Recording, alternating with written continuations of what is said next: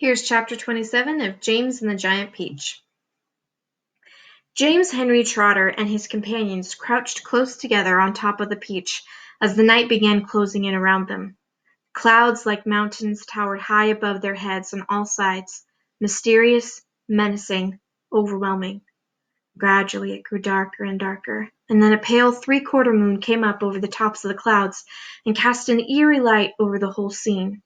The giant peach swayed gently from side to side as it floated along, and the hundreds of silky white strings going up from its stem were beautiful in the moonlight.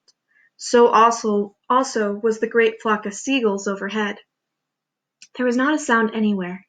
Traveling upon the peach was not in the least like traveling in an airplane. The airplane comes clattering and roaring up through the sky, and whatever might be lurking secretly up there in the great cloud mountains goes running for cover at its approach. That is why people who travel in airplanes never see anything. But the peach, ah yes, the peach was a soft, stealthy traveler, making no noise at all as it floated along. And several times during that long silent night ride, high up over the middle of the ocean in the moonlight, James and his friends saw things that no one had ever seen before. Once, as they drifted silently past a massive white cloud, they saw on the top of it a group of strange, tall, wispy-looking things that were about twice the height of ordinary men. They were not easy to see at first because they were almost as white as the cloud itself, but as the peach sailed closer it became obvious that these things were actually living creatures, tall, wispy, wraith-like, shadowy white creatures who looked as though they were made out of a mixture of cotton wool and candy floss and thin white hairs. "Ooh," the ladybug said. "I don't like this at all." "Shh," James whispered back. "Don't let them hear you. They must be cloudmen." "Cloudmen," they murmured, huddling closer together for comfort. "Oh dear, oh dear." "I'm glad I'm blind and can't see them," the earthworm said, "or I would probably scream." "I hope they don't turn around and see us," Miss Spider stammered. "Do you think they would eat us?" the earthworm asked. "They could eat you," the centipede answered, grinning. "They would cut you up like a salami and eat you in slices." The poor earthworm began to quiver all over with fright.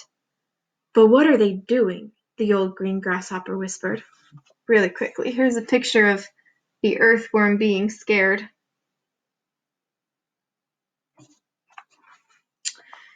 "I don't know," James answered softly. "Let's watch and see."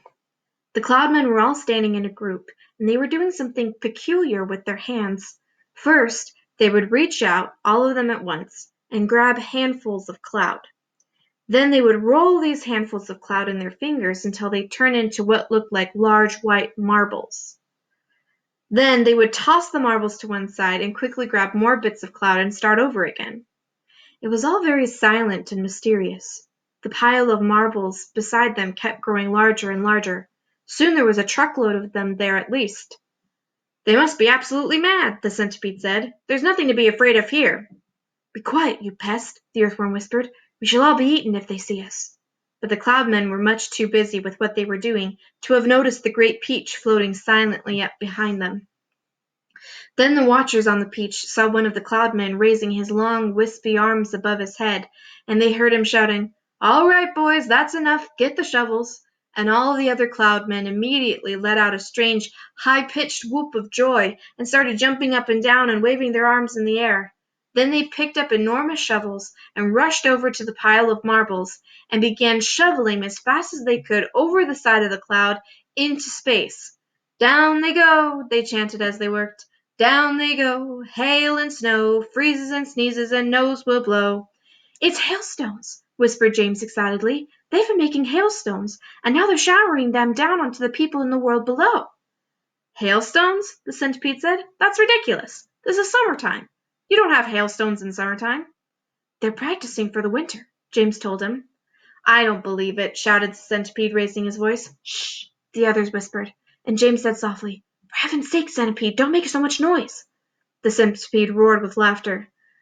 "Those guys couldn't hear a thing," he cried. "They're deaf as doorknobs. You watch." And before anyone could stop him, he had cupped his front feet to his mouth and was yelling at the cloudmen as loud as he could. "Idiots!" he yelled. "Nincompoops! half-wits, blunderheads! What on earth do you think you're doing over there?" The effect was immediate. The Cloudmen jumped around as if they had been stung by wasps, and when they saw the great golden peach floating past them not 50 yards away in the sky, they gave a yelp of surprise and dropped their shovels to the ground. And there they stood with the moonlight streaming down all over them, absolutely motionless, like a group of tall, white, hairy statues, staring and staring at the gigantic fruit as it went sailing by. And here's a picture of the peach flying in the air with the seagulls. Here's the Cloudmen. And very tiny on the peach, you can see the centipede shouting at the Cloudmen. The passengers on the peach, all except the centipede, sat frozen with terror, looking back at the Cloudmen and wondering what was going to happen next. "Now you've done it, you loathsome pest," whispered the earthworm to the centipede.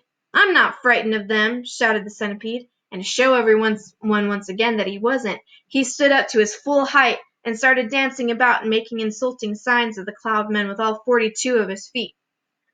This evidently infuriated the Cloudmen beyond belief. All at once they spun around and grabbed great handfuls of hailstones and rushed to the edge of the cloud and started throwing them at the peach, shrieking with fury all the time. "Look out!" cried James. "Quick! Lie down! Lie flat on the deck!" It was lucky they did. A large hailstone can hurt you as much as a rock or a lump of lead if it is thrown hard enough. And my goodness, how those Cloudmen could throw! The hailstones came whizzing through the air like bullets from a machine gun, and James could hear them smashing against the sides of the peach and burying themselves into the peach flesh with horrible squelching noises. Clap, clap, clap, clap, and then ping, ping, ping, as they bounced off the poor ladybug's shell because she couldn't lie as flat as the others. And then crack, as one of them hit the centipede right on the nose, and crack again as one hit him somewhere else. "Ow!" he cried. "Ow! Stop! Stop! Stop!" But the Cloudmen had no intention of stopping. James could see them rushing about on the cloud like a lot of huge hairy ghosts, picking up hailstones from the pile, dashing to the edge of the cloud, hurling the hailstones at the peach, dashing back again to get more, and then when the pile of stones was all gone, they simply grabbed handfuls of cloud and made as many more as they wanted, and much bigger ones now, some of them as large as cannonballs. "Quickly!" cried James. "Down the tunnel, or we'll all be wiped out!" There was a rush for the tunnel entrance, and half a minute later everybody was safely downstairs inside the stone of the peach, trembling with fright and listening to the noise of the hailstones as they came crashing inside the peach. "I'm a wreck!" groaned the centipede. "I'm wounded all over!" "It serves you right," said the earthworm. "Would somebody kindly look and see if my shell is cracked?" the ladybug said. "Give us some light!" shouted the old green grasshopper. "I can't," wailed the glowworm. "They've broken my bulb." "Then put in another one," the centipede said. "Be quiet a moment," said James. "Listen. I do believe they're not hitting us any more." They all stopped talking and listened. Yes, the noise had ceased. The hailstones were no longer smashing against the peach. "We've left them behind! The seagulls must have pulled us away out of danger. Hooray! Let's go up and see."